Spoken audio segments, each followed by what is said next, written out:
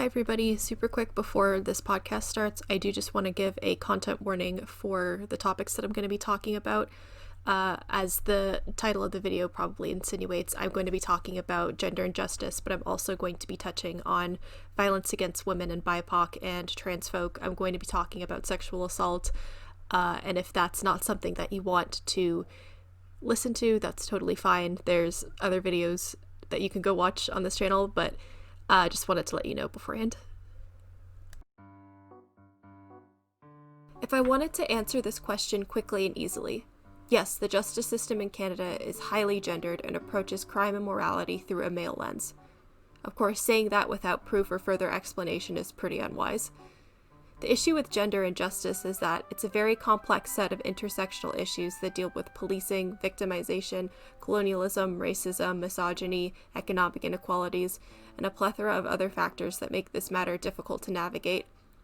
But moving forward, what's important to recognize is that justice as we know it in Canadian society is unfair. As Comack and Snider put it, knowledge, claims, and expertise always works to the advantage of some and the detriment of others, strengthening some parties and interests while weakening others. To narrow this down to a single issue in justice, I'll be looking closely at violence to women in 3 different contexts: through court procedures in sexual assault trials, the criminalization of women in sex work, and missing and murdered Indigenous women and girls in police misconduct. A general theme I've discovered in analyzing these issues is that applying our current legal attitudes towards these problems has never worked in protecting women from harm, and has only benefited men by keeping women under their thumbs. Moving forward, we're in a serious need of a paradigm shift towards an equitable and just criminal justice system. We've made far too many strides in activism, advocacy, and awareness for sexual assault survivors, BIPOC women, and sex workers just to settle with a justice system that only works half the time. Women's voices not only need to be heard when it comes to criminal justice reform, but they need to be leading the conversation. Their contribution to law reform needs to be more than just forgotten calls to action. Those in power are responsible for recognizing gaps in our system, and they need to start listening and making change. If we think back to a few years ago in the high-profile Giangomeshi trial, we all remember the harsh final words of Justice William Horkins. He referred to the 3 women accusing Ghomeshi of sexual violence as manipulative, and that their testimonies were tainted by outright deception. However, when commenting on the case in general, he said, "We must be vigilant in avoiding the equally false assumption that sexual assault complainants are always truthful." Already a slap to the face of the other multiple women accusing Ghomeshi of sexual violence, Judge Horkins' words worsened the fear all survivors secretly hold. Nobody will believe you. Rape myths like this one that Judge Horkins reinforces regarding false claims of assault coming from women, stemming from malice or delusion, it's ripe in our criminal justice system. In sexual assault trials, we truly see cracks in our system, and the institutional victim blaming that's put on full display. Presumption of innocence operates under our current legal procedures, which dictates that we cannot treat a defendant as guilty until they have been tried in a court of law. It protects those accused with violent crimes and creates the narrative that the survivor is lying or has fundamentally misunderstood the encounter with their abuser. Proof beyond a reasonable doubt in sexual assault trials is tricky. For one, the idea of proof in a legal setting can be limiting, and it all depends on what was done immediately following the crime. Sometimes survivors stay with their abuser just to try and minimize their own trauma, or to prevent further violence and return to some form of normal. Lastly, right to silence and full answer in defense is one of the most damaging principles on the side of survivors. While the accused has the right to silence and doesn't need to take the stand in their own defense, the survivor's testimony is very often the make or break in sexual assault cases. This, however, puts them in the line of fire for accusatory and brutal cross-examination and judgment from the Crown and other court officials. I still feel a deep disgust when I remember the public shaming of a 19-year-old survivor from Justice Robin Camp. Why didn't you just keep your knees together? Comments and attitudes like this is what makes the criminal justice system unsafe for women. It re-victimizes, embarrasses, and shames women for sharing their truth about sexual violence. All this shows us that the Canadian judicial system fundamentally misunderstands women's experiences with sexual violence, because it was created by men who never once considered, maybe we're doing this wrong. We cannot continue to neglect these cracks in the justice system, because there's no justice in creating more trauma. The victim blaming that's deep in our court procedures needs to go, and we need to start taking a more empathetic and trauma-informed approach to sexual assault trials. It is never the survivor's fault, and as soon as our justice system recognizes it, the better. Some may argue that sex work is not an issue of justice, but of economics, and I'll circle back to that point eventually. For many people in Canadian society and law, sex work is immoral, shameful, yucky. We feel itchy and we clutch our pearls at the thought of women selling their bodies. Many feminists will argue too that sex work is exploitative, another form of male violence. Yes, well, in the worst non-consensual instances it is, but I'm talking about informed, independent, and autonomous choices made by women to participate in sex labor. In Canada, more and more women are finding themselves in financial difficulties with the post-industrial labor market that's increasingly characterized by low-pay, low-skilled, repetitive, and highly monitored service sector work that's neither stable or satisfactory. In this economy, minimum wage is far from livable, and for many women it makes financial sense to choose sex labor over a retail job. Besides, sex work is a challenging job, and it's not fit for everyone. Women in the sex industry require a unique set of skills, ranging from administrative and customer service expertise, screening and scheduling clients, being personable and easy to talk to, appearance maintenance, safety and health protocol, and, it goes without saying, it's physically demanding work. Sex work is just as much of a job as working in a bank or law firm.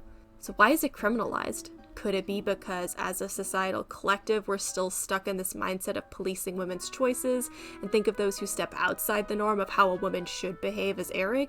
Is it because even though men treat women as sexual objects if she does so much as breathe, suddenly the moment she turns a profit for it, now over-sexualizing women is a moral conundrum?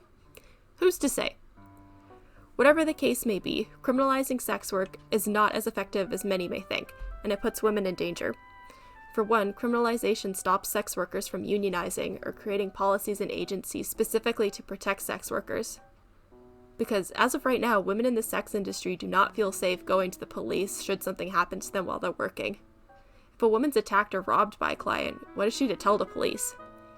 Hi, I was attacked while I was working. Oh, I should also mention, my line of work violates Section 210 of the Canadian Criminal Code. Please help a sister out, thanks. Disclosure of their profession puts them at risk for arrest and further violence, and this is only exacerbated if they're trans or BIPOC.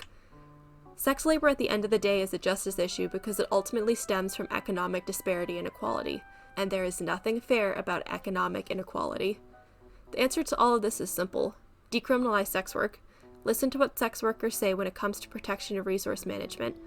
And if people are so mortified over sex work and they want to see it go, just make minimum wage livable once and for all.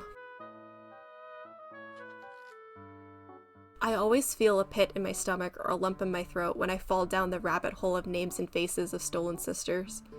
Tina Fontaine's life had not been easy and was starting to succumb to the struggles of foster care, but her family remembers her for her big heart. In the hours before her untimely and tragic death, Winnipeg police found Tina and a much older, intoxicated man inside a vehicle around 3 a.m.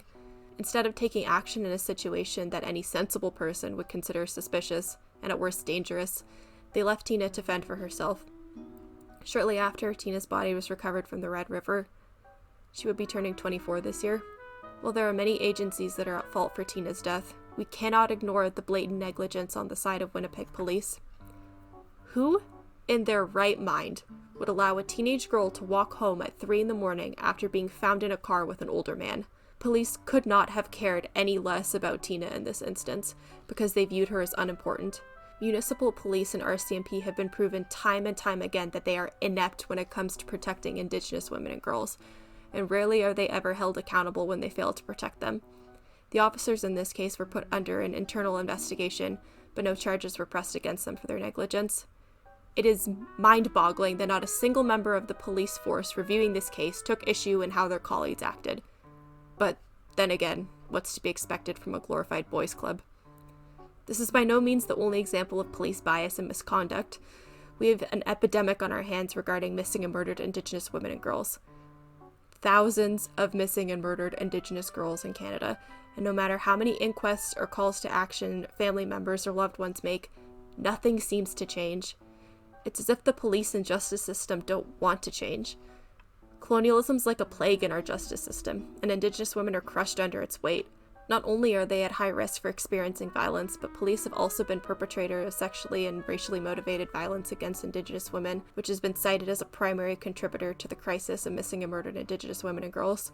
Our justice system, who we trust to keep us safe, is actively and deliberately failing some of its most marginalized and vulnerable people.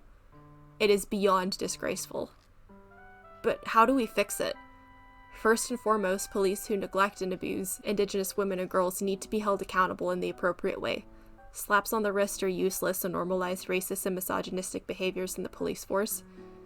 In regards to inquests and calls to action, use them.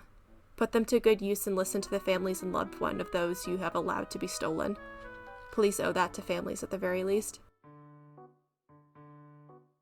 Exploring these topics is not pleasant. As a woman, I'm emotionally spent in trying to justify wanting my and my sister's human rights respected. Canada prides itself on its squeaky clean image of pseudo-equality, and I just want somebody to take us seriously. Women for generations have been making the public aware of problems in our justice system, how we're disadvantaged and marginalized. Even within our own feminist movements, we stick our fingers in our ears and block out BIPOC and trans women's contributions. From all of this, I think we need to do better. We need to take better care of ourselves and others, to be better listeners. Regardless of who you are, man, woman, gender nonconforming, whoever, I don't think that's too much to ask. Oh boy, wasn't that an easy listen. I just wanted to pop in really quick. At the time of editing, it is 2:47 a.m. I am exhausted, but I just wanted to thank everybody who took the time to listen to me. I especially want to thank Chikinan for doing the art for this on such short notice. Thank you, King Behavior. I'm gonna have their link in the bio, so go check them out, go commission them. Lovely, lovely person. And to my prof, Stephanie, if you're watching this, I really hope you are, because this took a lot out of me. And I would just like to thank you for an amazing semester. You blew it out of the water. Great job. And I hope that I'm able to speak with you in the future. If not, then I really value all of the knowledge that you have given me this semester. And to everybody else, take care of yourselves. Do some self-care. You deserve it.